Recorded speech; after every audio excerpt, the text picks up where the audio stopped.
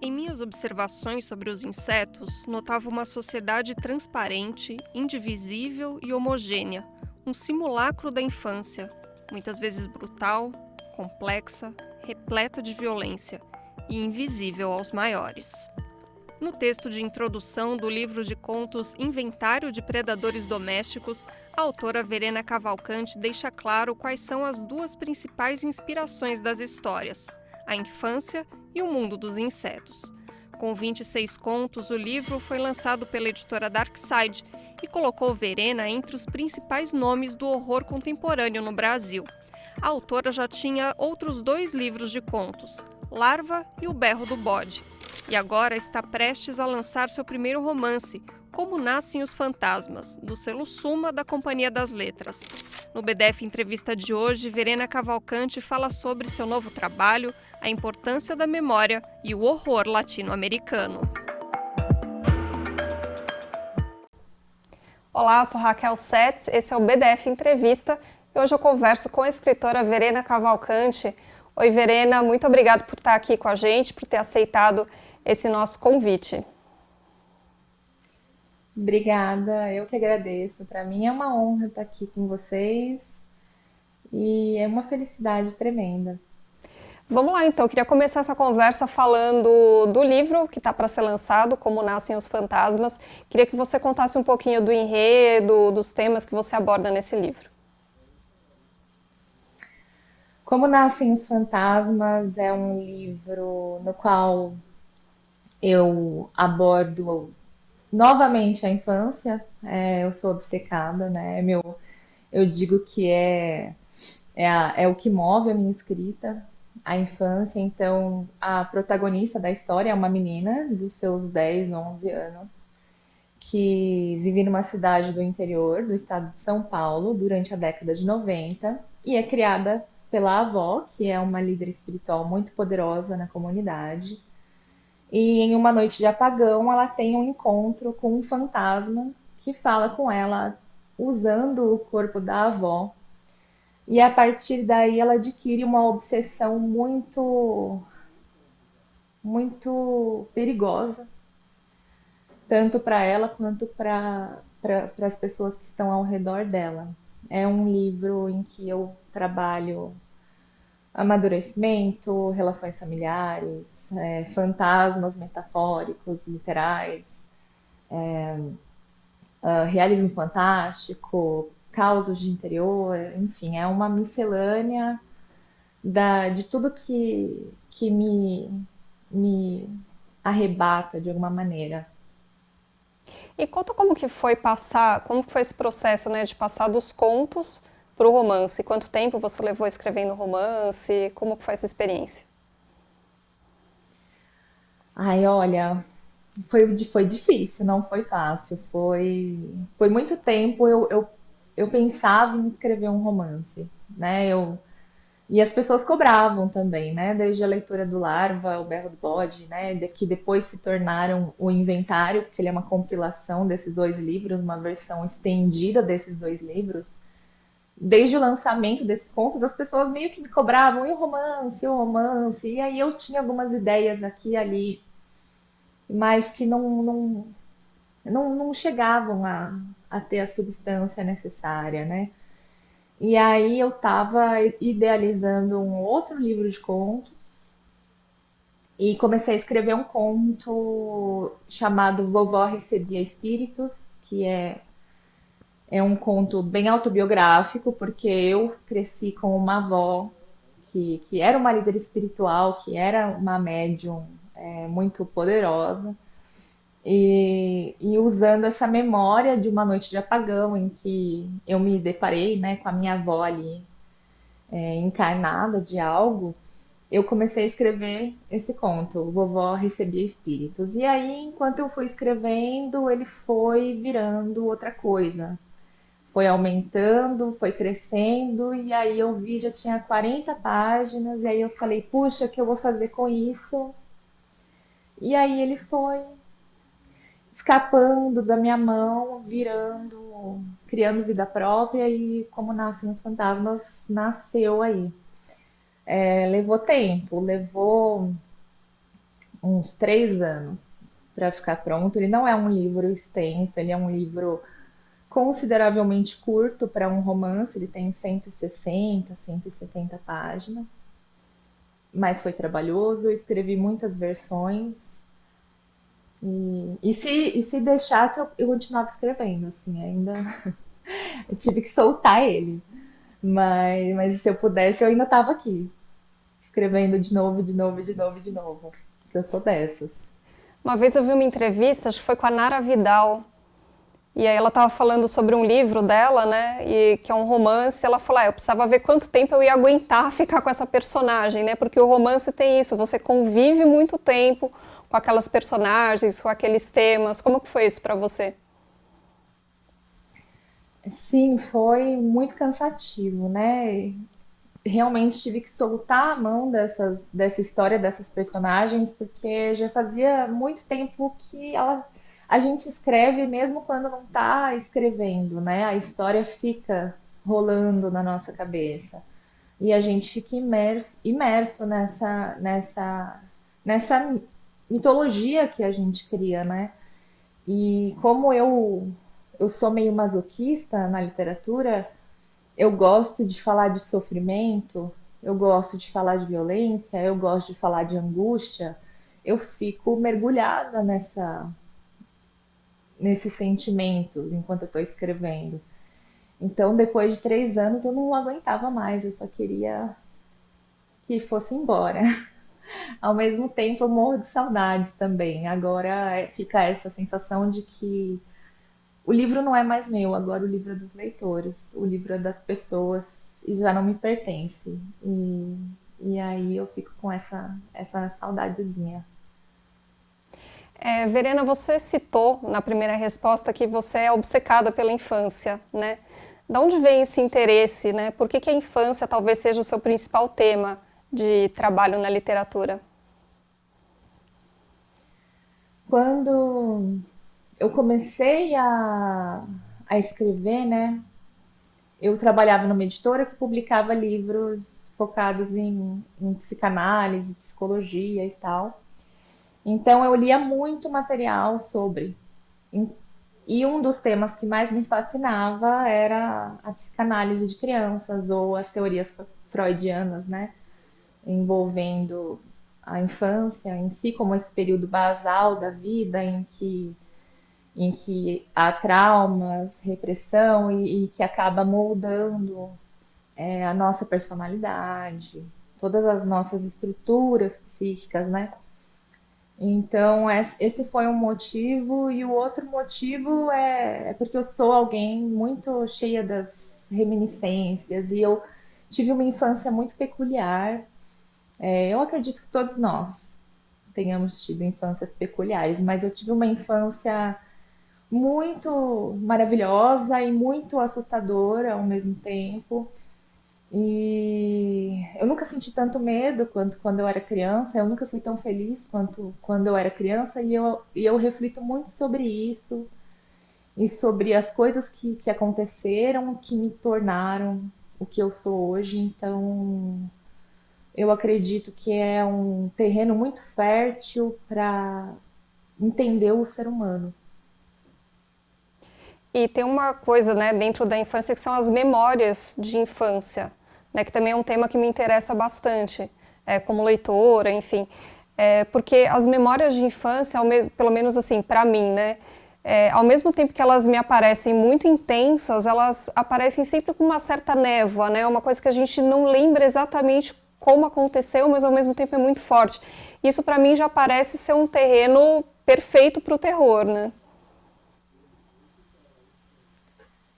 Sem dúvida, eu concordo. E eu acho que o que sobra dessas memórias é a sensação, né? Às vezes a gente não lembra exatamente da ordem dos fatos ou do que aconteceu, mas a gente se lembra da sensação, de como você se sentiu, da vergonha, ou do medo, ou da dor. E realmente é um terreno que permite que a gente encontre vários caminhos e crie várias situações tendo como base essas memórias, essas lembranças. E eu acho isso muito fascinante, em todos os sentidos. E no seu livro, O Inventário de Predadores Domésticos, né, o livro de contos, a infância aparece muito envolta em violência, né? Então a gente tem temas ali como sexualidade, como abuso sexual. Queria que você falasse um pouco como foi trabalhar com esses temas, né? Se você tomou algum tipo de cuidado, se houve algum tipo de medo da reação das pessoas, né? Lembrando que hoje a gente vive num tempo que, por um lado, a gente tem muito avanço em questões de gênero, mas por outro a gente tem, por exemplo, pessoas querendo que haja um botão no streaming para pular cena de sexo, né? Então, assim, o debate vai Uhum. muito para os extremos, né? Como que foi trabalhar com esses temas? Então, olha, quando eu escrevi esses contos do Larva, não se discutia muito cultura de cancelamento, por exemplo, ou esse negócio de temas sensíveis, de gatilho. Eu escrevi o livro em 2012, o Larva. E quando eu fui compor o inventário, né, com a Dark Side, eu escrevi outros contos dentro da mesma temática para estender, né, um pouco o livro. Mas, olha, eu vou ser bem sincera, é uma coisa que não me preocupa. Eu, eu acho que a vida é feia, ela é linda e feia e incrível e horrorosa, e a literatura é um espelho da realidade. Eu vou colocar aquele espelho ali. Quem não quiser ver, não tem problema. Pode até tentar quebrar, mas paciência. Eu não tenho muita preocupação com essa questão. Quando eu escrevi esses contos, na verdade, eu tinha em mente falar sobre traumas de infância. Então, todo conto, toda história, cada uma das histórias ali que compõem essa primeira parte do inventário, algo acontece e se essa criança, a maioria das vezes ela sobreviveu, né? Se essa criança sobreviver, no futuro, quando ela se tornar adulta, ela vai ter deslocado o medo dela para um objeto específico. Então, por exemplo, tem aquele conto em que a menina vai no cemitério, no velório do avô, e ela vê uma aranha no túmulo. Então, foi uma saída que eu encontrei para falar de aracnofobia. Então, eu acredito que essa criança no futuro se tornaria aracnofóbica. Ou teria medo de algodão, que uma vez eu vi uma mulher num programa de TV que tinha medo de algodão porque tinha visto alguém morto com algodão no nariz. Então, eu parti dessa ideia. O que causa traumas, por que as pessoas têm traumas. E por mais que eu falo dessas situações violentas, eu também faço questão de falar das situações boas, bonitas, que também permeiam a infância. Mas outra intenção era jogar um pouco de luz sobre, sobre a infância, desmistificar um pouco essa ideia de que é o período mais maravilhoso, lindo e puro da vida dos seres humanos, porque muitas vezes as crianças são negligenciadas, elas passam invisíveis, elas não são consideradas gente e elas são menosprezadas.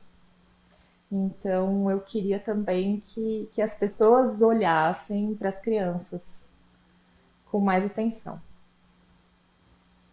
Tanto que o livro é dedicado à sua filha, né? Sim, o livro é dedicado à minha filha. Queria fazer mais uma. No... Ah, pode continuar, claro. Pode falar, por favor.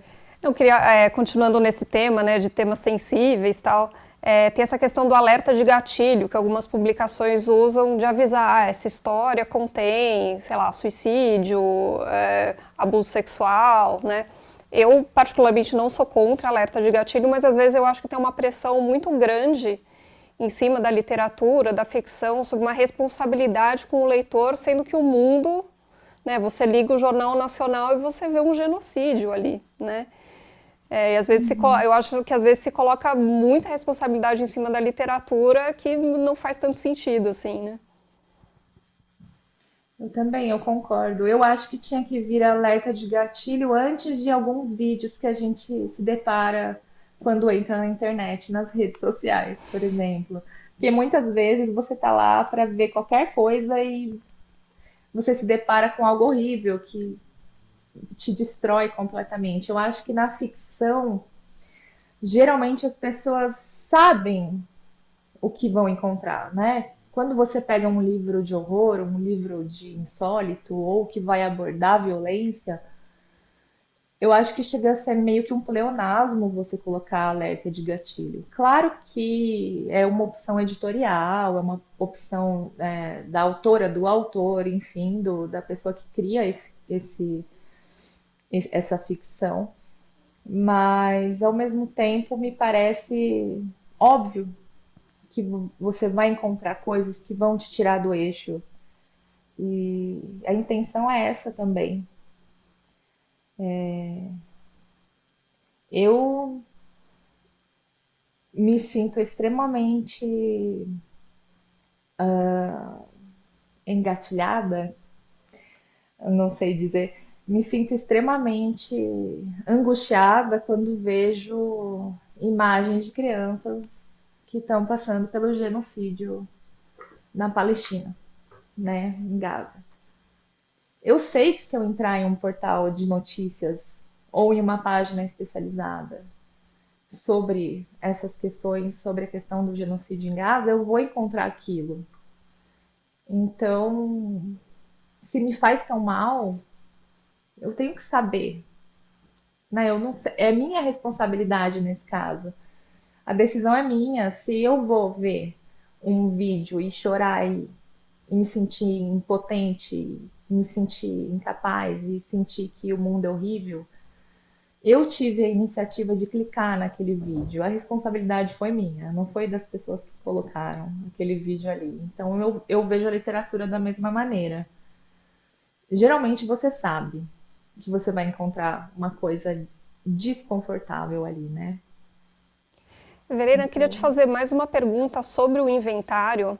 De onde que surgiu esse fascínio por insetos?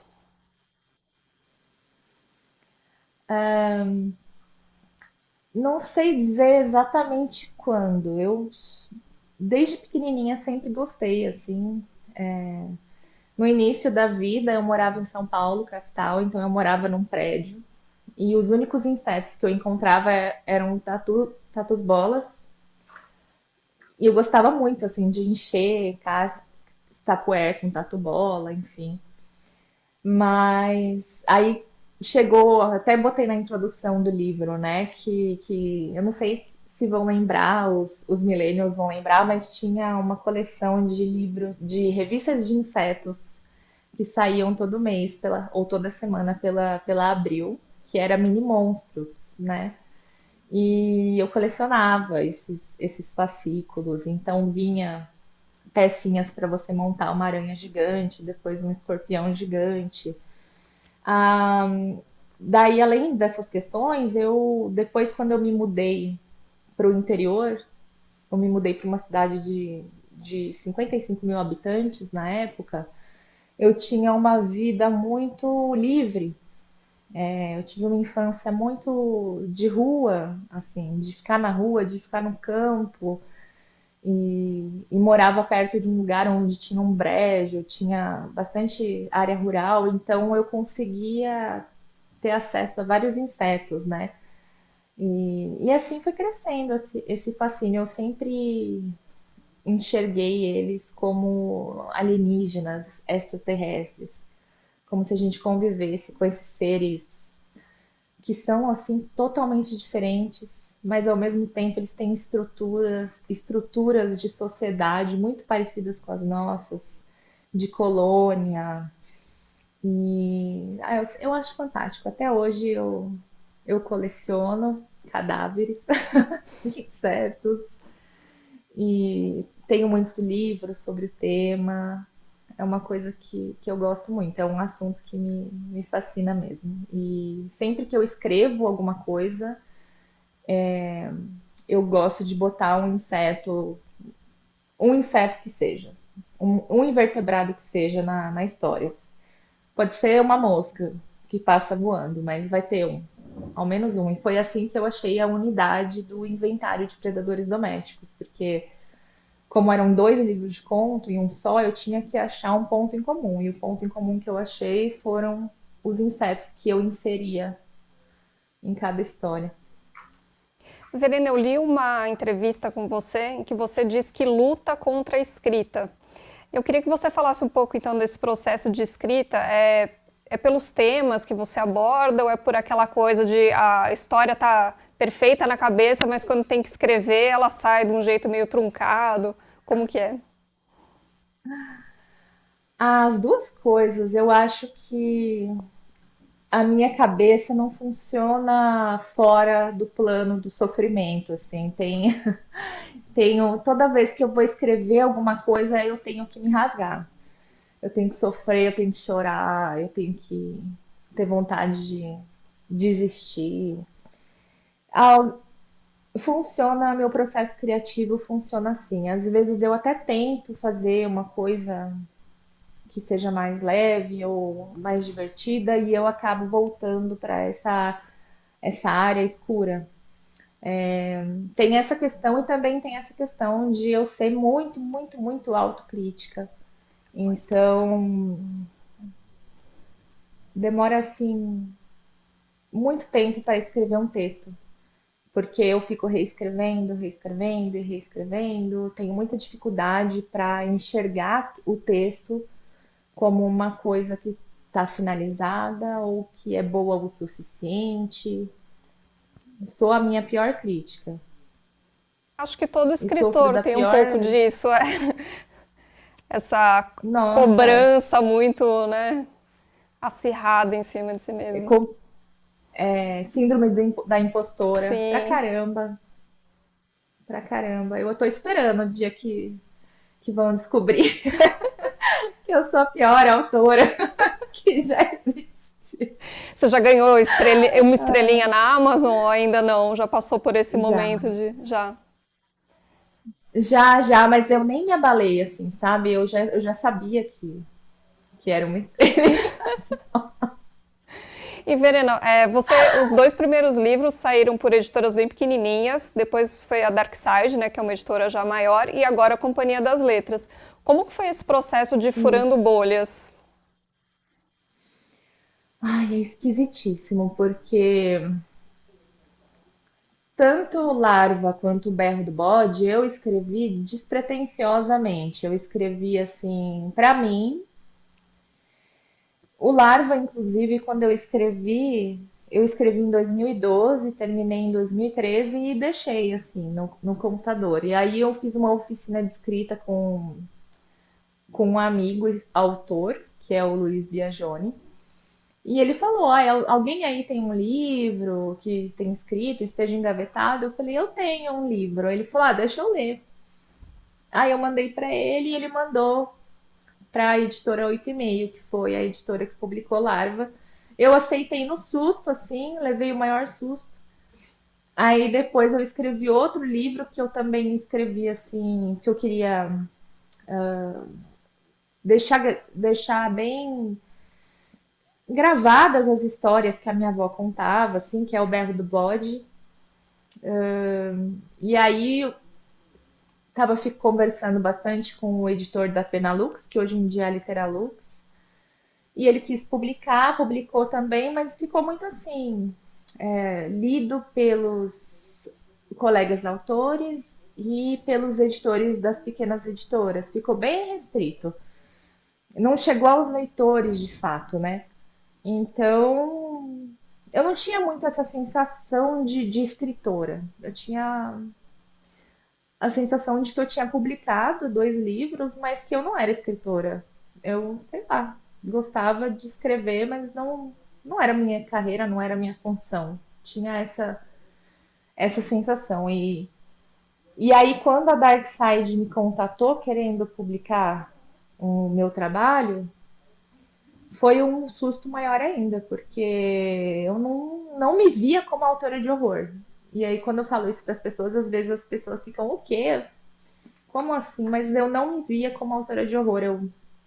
Eu achava que eu não fazia horror, que eu fazia outra coisa. Falava da infância, né? E o, sei lá, não era consciente, né? Era uma coisa mais orgânica, assim, mais intuitiva. E aí, quando a Darkside me contatou, eu tive que lidar com esse rótulo agora de sou escritora, as pessoas vão me ler, né? Que não estão assim dentro do mercado editorial independente, vai chegar em leitores, pessoas que vão me ler e eu escrevo horror. Então foi um negócio enorme assim para lidar, foi super louco. Não sei dizer como que eles. Ah, sim, sei. Um dos editores da Darkside foi na livraria Travessa e um livreiro da livraria indicou o Larva. Era a única livraria do Rio de Janeiro que tinha o Larva, né? Que tinha meu livro. E aí esse livreiro indicou meu livro para um dos editores da Darkside. Ele leu, gostou e foi assim que ele chegou até mim. Foi bem bizarro, assim. E, e aí, depois que eu escrevi o romance, a Suma demonstrou interesse também, que é o selo de ficção especulativa da Companhia das Letras. E é isso. Muito louco.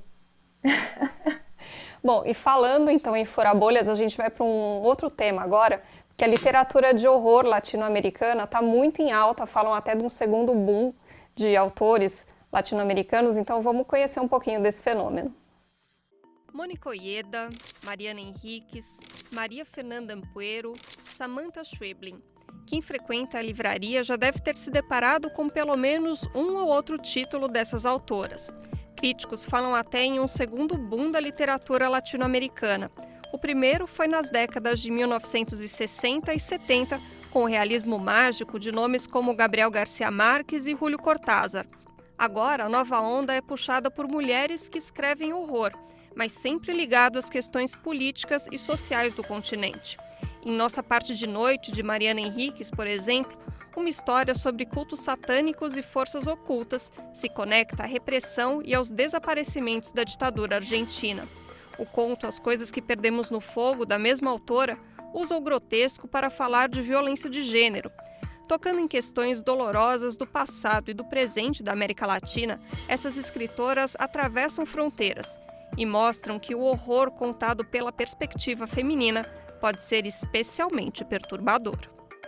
Bom, eu sou suspeita porque eu sou fã de muitas dessas autoras e fico muito feliz de ver a literatura latino-americana tão rica e furando fronteiras, né, rompendo fronteiras. E Verena, você se sente de certa forma parte dessa onda de mulheres que escrevem horror na América Latina?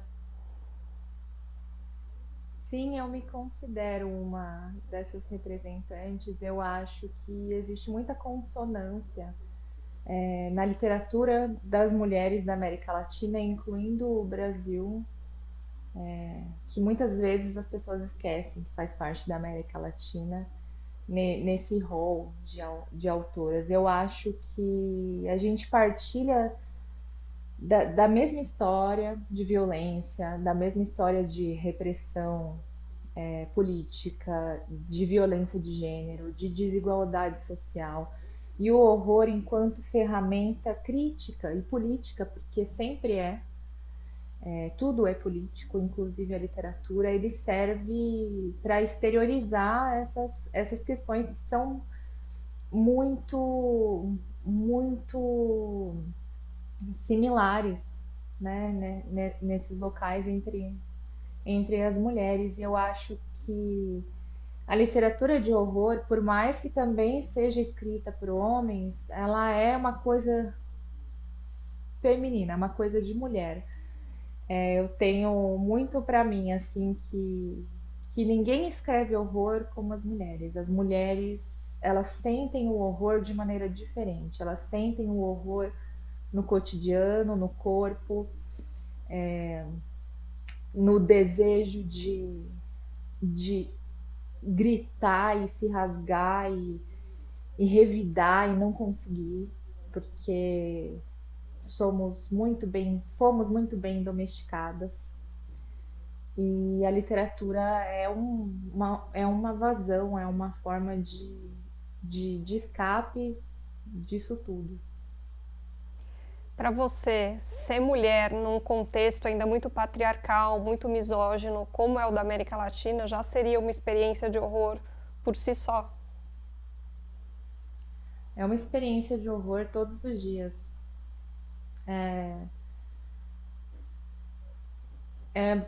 Uma coisa.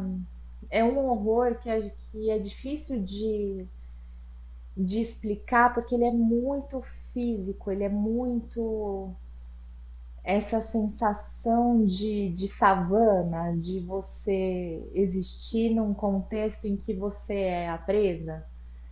Eu gosto muito de fazer caminhadas, né? Todos os dias eu saio para fazer caminhada de manhã e não tem uma manhã em que eu não me sinta a presa de alguma maneira. E esse é só um detalhe do meu dia com o qual eu preciso conviver. E eu sou uma mulher de classe média que tem uma ótima estrutura familiar, com um marido muito carinhoso e respeitoso, muito privilegiada. E mesmo assim eu vivo o horror de maneiras muito intensas todos os dias. Então eu acho que porque nós mulheres temos essas vivências, temos essa. A gente tem que calcular cada movimento, cada lugar, cada roupa, tudo.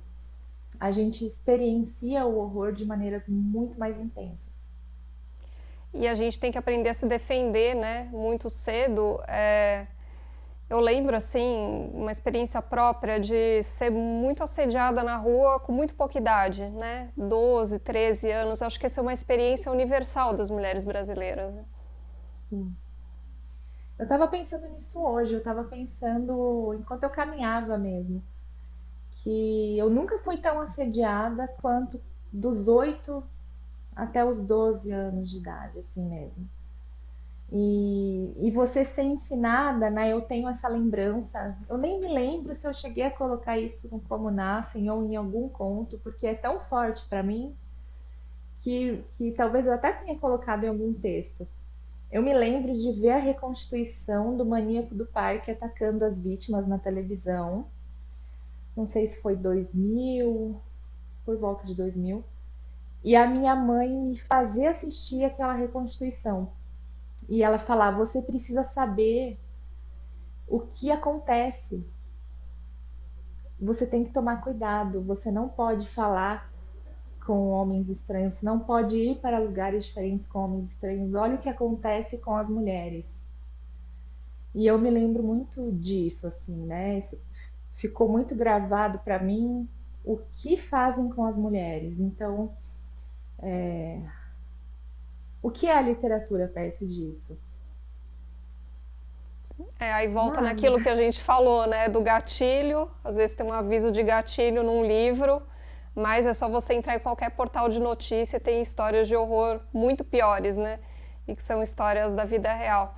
Verena, agora eu queria te fazer uma perguntinha, mais uma especulação, né?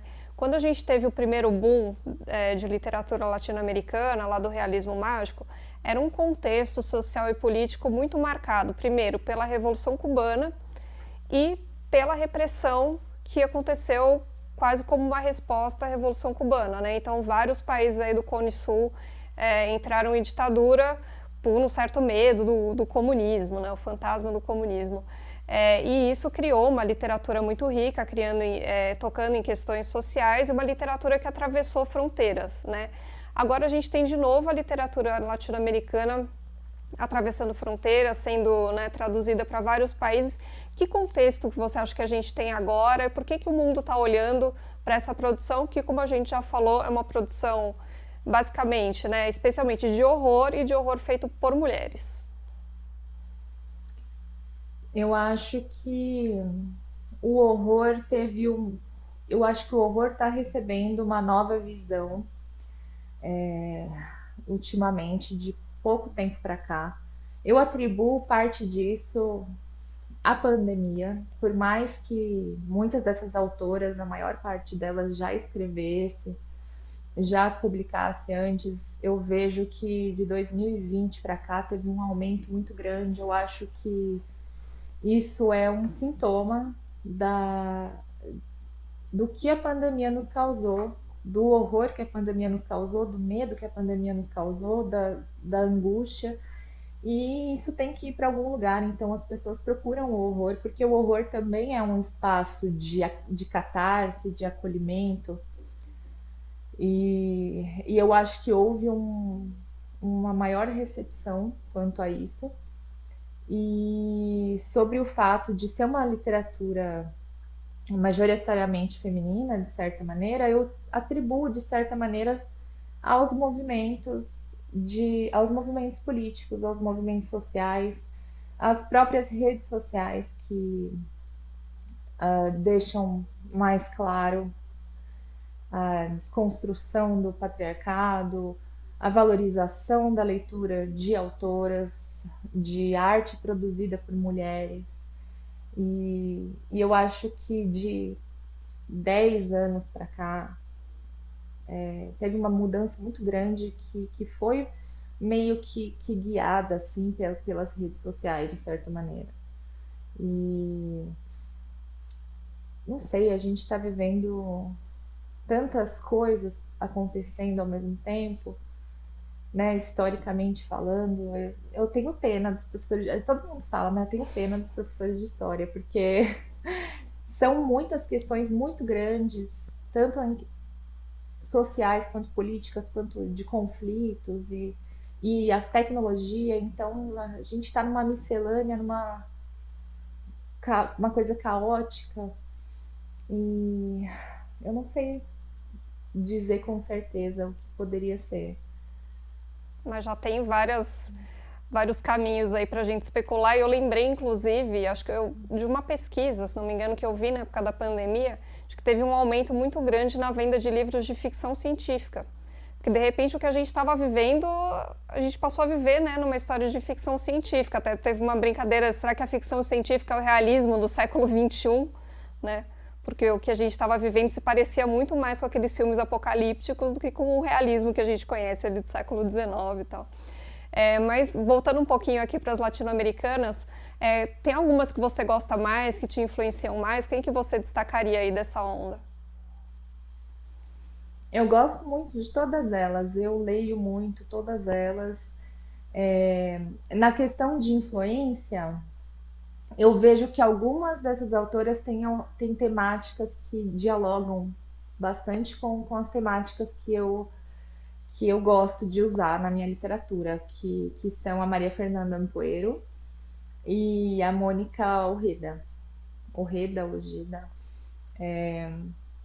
Eu acho que a literatura da Ampuero e da Orreda conversa bem com a minha, e eu gosto assim mais. Mas eu gosto de todas. Eu gosto também da Fernanda Melchor, que é uma autora mexicana, muito da Samantha Schweblin, muito da Mariana Henriquez. Gosto muito de uma outra autora que se chama Brenda Navarro. Ela não necessariamente escreve insólito, mas a literatura dela também tem um peso, também perturbadora de certa maneira. E, e é assim, uma coisa bem interessante, bem legal sobre isso é que quando o inventário de predadores domésticos saiu, eu mandei um livro para Maria Fernanda Ampoeiro e ela leu. Uau! E foi uma loucura. E ela leu e me convidou para fazer parte de uma antologia organizada por ela, que é o Dantescas, esse livro aqui. Que lindo! E tem lindo, lindo, ilustrado, tudo. E ele, nessa antologia, a Ampoeiro organizou só com autoras latinas, com exceção da Charlotte Perkins Gilman, que é a autora do Papel de Parede Amarelo. Todas as autoras são latinas, então tem a Liliana Colanzi, a Mariana Enríquez, a Elaine Vilar Madruga, que é uma cubana, que eu tô para ler o livro dela, mas eu amei o conto, achei fantástica. Liliana Colanzi, a Laila Martinez, Silvino Campo, então muitas autoras incríveis, eu me sinto super honrada de participar. E, e eu, assim, é incrível, eu acho que é como se fossem várias irmãs, assim, que compartilham desse DNA histórico, social, de, do que é ser mulher na América Latina. Verena, a gente está terminando já, mas antes de finalizar, eu sei que você está com um livro para lançar, mas eu também sei que escritor está sempre trabalhando em alguma coisa nova. Tem alguma coisa nova que você está trabalhando e o que você ainda tem vontade de escrever? Então, no momento eu não estou trabalhando em nada, eu tenho um livro de contos praticamente pronto, mas que eu quero lamber ainda, quero lapidar e reescrever quantas vezes eu puder. Esse ano provavelmente não vou conseguir, porque eu estou fazendo uma pós-graduação em psicanálise e tem o lançamento do Como Nascem os Fantasmas. Mas além desse livro de contos que eu pretendo lançar, não sei quando, eu gostaria de escrever um novo romance. Eu esbocei algumas ideias e escrevi alguns capítulos. Vamos ver. Estamos aguardando ansiosamente, também aguardando aí o lançamento de Como Nascem os Fantasmas, que é dia 10 de junho, né? 10 de junho. Bacana, muito obrigada, Verena, por esse papo. Foi muito bom conversar com você, conhecer um pouco mais do processo criativo. Obrigada a vocês, amei participar, foi muito bom. E o BDF Entrevista fica por aqui. Obrigada pela sua audiência, pela sua companhia. Até uma próxima. Tchau.